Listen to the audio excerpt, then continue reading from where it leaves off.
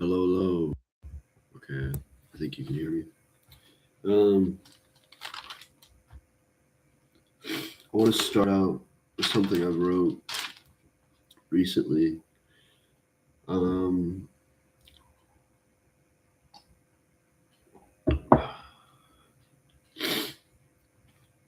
sorry, I'm not unprepared, but I don't like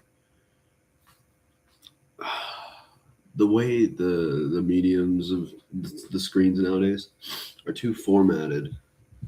I'm gonna blow my nose. Are too formatted.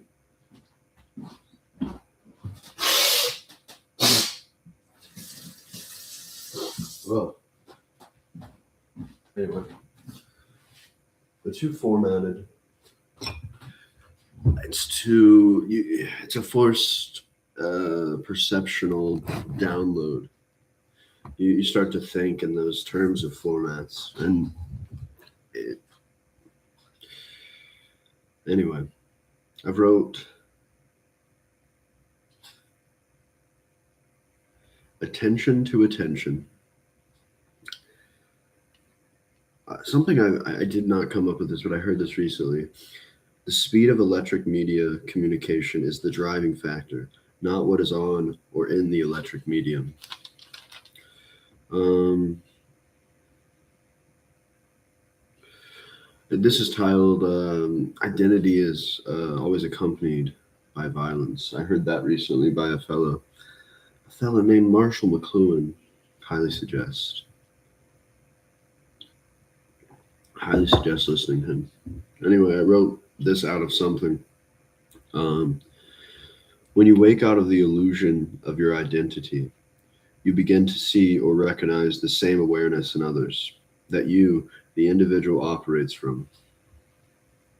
However, when the sense of self is exaggerated through forms of media, the self becomes the receiver of culturally accepted downloads, and they identify with the exterior model that forms around their mind.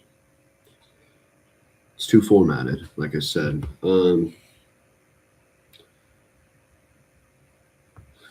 I think I wrote this last night. I don't know. The world is of your perception. The world of print and language forces you to download the world into a form. Perception is very different than an understanding. Perception. Let's talk about that. Let's talk about downloading what's inside of us into something, into a format. What I mean by format or form is identifying with something outside yourself, whether that's physical or mental. Um, and you have to realize that these are not inherently bad or good, or right or wrong. You remove that way of thinking. The thinking and perception is based upon the feeling and an under. It's based off an understanding that has shaped you, whether that's forced or not. But the perception is separate from the understanding. The understanding stems from um, responses and reactions, but a perception is something that you're just born with. You're born with a perception. You're formatted. You're formed into a understanding, if that makes sense. So it really it it doesn't. The understanding changes. The perception doesn't. Uh, can your perception be directed by an understanding? Yes. And what I mean by an understanding is this right here is an understanding. The art you create, the social media you scroll, the people you associate with and have relationships with or drama with. Um, an understanding is something that is having it's its own experience that you're either in or you're brought into from others or just by circumstance, and your perception sort of enters those states willingly or unwillingly at times, but it's always there. Um,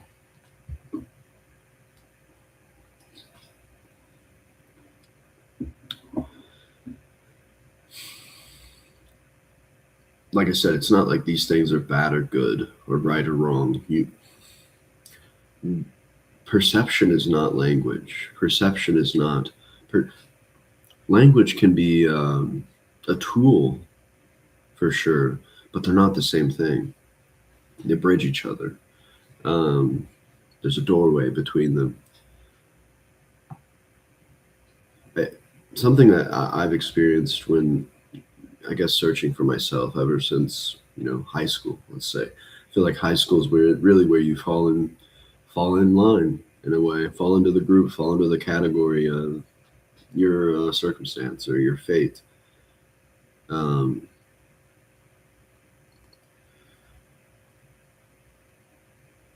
I guess the search for self really was interesting to me at a younger age, and I would say sophomore year. Um, it wasn't that I didn't have people to talk with or understand with. It was that our interactions got to a point and we just sat with that point, if that makes sense. We sat with it, we, became really comfortable with it. Uh, we existed from that point of understanding. And we're downloading our perceptions into these understandings to belong, in a sense, belong together. And the first people you kind of find yourself belonging in are peers that are searching for themselves just like you. But I guess due to circumstance or, just where they are in the world, where they were born into, and where and what their family before them has shown them and taught them, passed down to them, it automatically, this sort of understanding where your family kind of shapes you, creates this immediate thing to defend, which is your family, your understanding of family. And, certain friends can belong in that category of defending your understanding.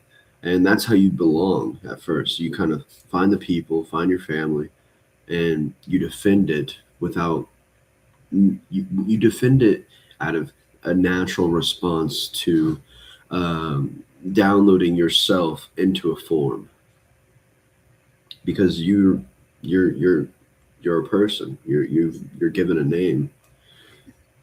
And I want to state, if you think that I don't want to be my name, or you don't want to be your name, like, oh, I'm not my name, I was just given this name, or I was just given this life and this family and this last name. I wasn't asked to be here. I wasn't, I didn't have any say. And that's true, you didn't have a say. But here you are. Here you are with your name, and I'm Jacob, and that's an understanding. And our perception has to, kind of deal with that.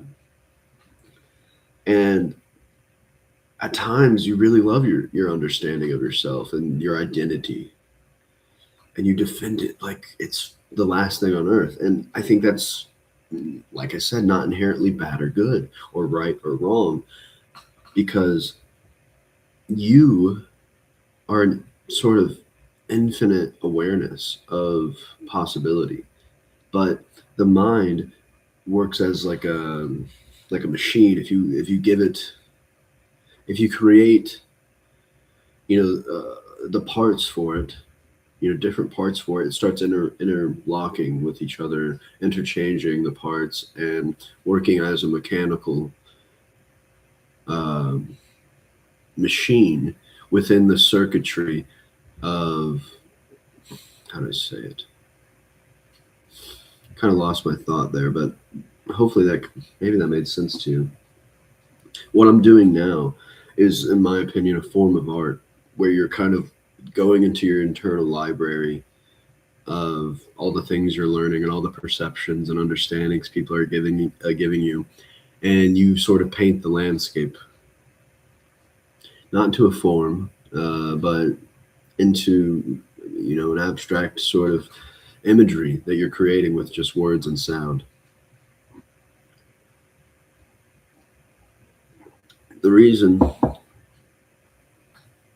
why you, if you're watching this, you're going to be like me. I know you are. You're going to be a seeker of some sort of truth. You like hearing perspectives. You love talking to people because you realize the divinity within them. We're not getting religious. We're not getting faithful or anything like that. We're getting into the words we've been given to describe what I'm trying to express. And it's that there's a sort of infinite awareness in this, and that infinite awareness can be seen as a godlike divinity. This godlike truth that there's God in all of us, that there's magic or a mystical atmosphere in all of us. There's a mystery. But what I think you'll come to find if you're watching this, that you're surrounded by people who are so downloaded with understanding. They're defending their identity, and it creates this. It can create physical violence, and we both know that. We all know that. But it creates this sort of mental violence amongst, peers, and where, true empaths or people who can really feel for others or have a deep feel and have a deep urge to care for others can get entangled in these sort of perceptual prisons that people manipulate you into getting into these prisons, getting into the cage of their mind. And that is happening at a fast fucking rate. Sorry for my language, but it's happening at a fast fucking rate. It's happening at like speeds that we can't even begin to understand.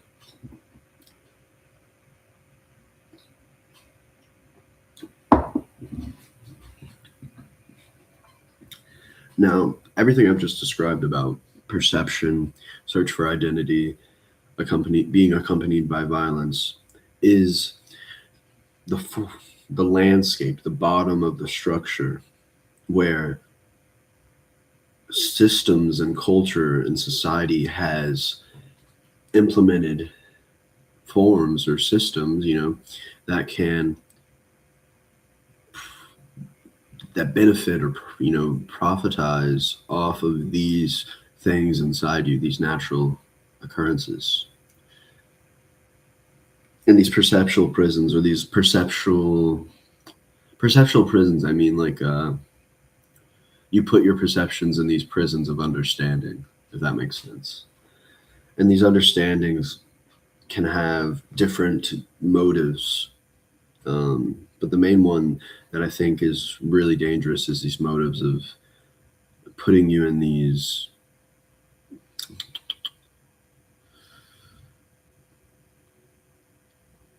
robbing you from your natural urges, and then kind of forcing you to just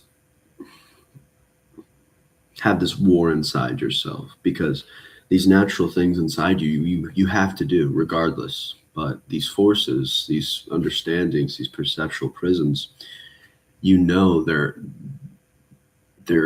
not, I guess, they're pretty much inescapable at times, where you're either putting money, it's a form of, or a perceptual prison. You're putting your identity into a company, a friend group, a social circle, a networking event, and you're sort of advertising yourself, and you're falling into these perceptual prisons that are just advertising things and reasons, or advertising you to spend your energy or currency, whether that's mental or physical, currency of attention, currency of, physical currency of money. Oh, that's a word we can use, or just, trading or a barter system of the money and the attention, sort of interchanging between these forms where you're sort of subscribing. That's a word we all know, subscribing, subscriptions. You're subscribing, and your subscription costs something. It costs something. It costs your identity. It costs your currency. It costs your attention.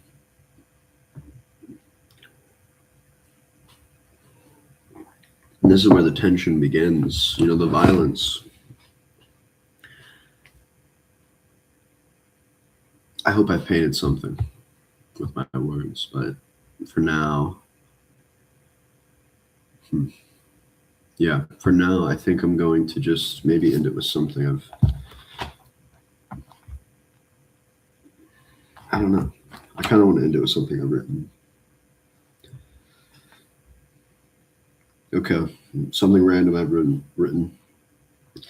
There only ends up being your way through it. I want to say that again. I didn't say it well. There only ends up being your way through it. Many fall in line to never seek the unlived, the unknown, never entering the domain of synchronized seeing and meaning. I am building a symbolic representation of many things that can help you understand your circumstances. The, in quotation marks, the unknown can be many things. It could be the physical world remaining unknown, or it could be the unexplored mind, the unknown that you refuse to enter. There you are. Take care.